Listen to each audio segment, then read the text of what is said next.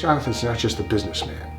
He's a member of the community in every way. There's no better advocate for shelter pets than John Ayers. I also see John as such a visionary. He's able to see things others can't. He's able to connect the dots. He's always inspiring us to do that. And that's a characteristic of John's leadership style, right? John will never ask anybody to do something he's not willing to do himself. John helped put together the guiding principles and the real purpose of IDEXX. And when he talks about improving the health and well-being of pets, people, and livestock, he lives it. And you see that.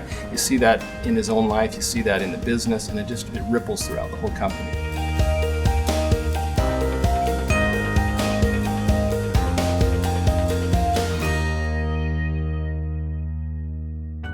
So the Animal Refuge League of Greater Portland provides a vital role to the community. We care for homeless and displaced pets in Greater Portland. The relationship we have with IDEXX is really dynamic. Both organizations work really hard to celebrate the bond between people and pets. John leads by example, and that's evident with his personal commitment to animal welfare in our community. He wants to really improve the care that we provide our animals, and it comes from such a deep personal belief and love that he has for pets. IDEXX is a leader in animal welfare. They set the tone and they set the bar high.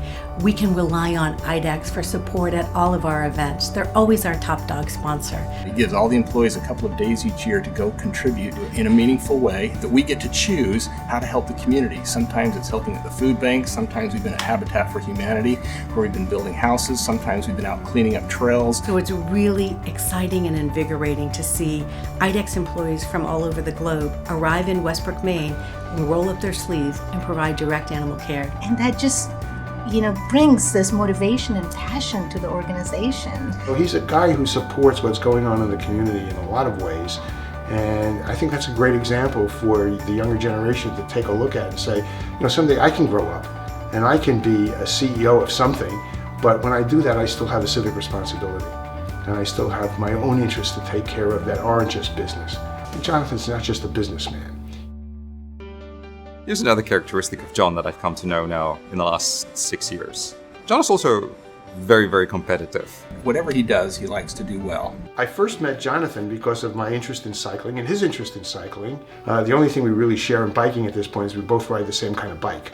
But aside from that, he's much more advanced than I am. He rides over 100 miles at a pop. When I first met John, I think both of us were a little heavier. John decided he wanted to get into cycling, and he put himself into it. As we were focusing on people, John said, look, wellness is essential in terms of driving and delivering value to our employees, right? Bring that to life for me.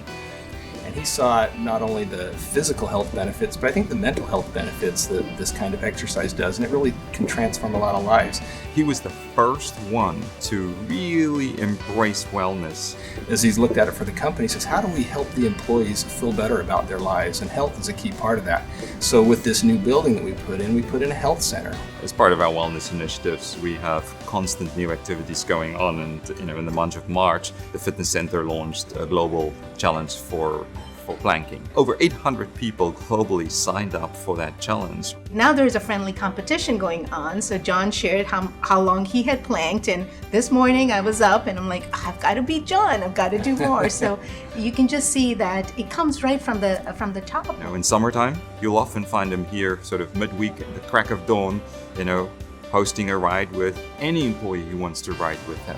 Right? And for me, those are just the characteristics of committed leadership. I began to realize that he was really a unique guy in the city of Portland. There weren't too many people who supported as many different kinds of things and were interested in as many different kinds of things as he was. And we have a word for him in my faith called a mensch. A mensch is a complete human being, a decent, complete human being. Jonathan's a mensch in every sense of the word.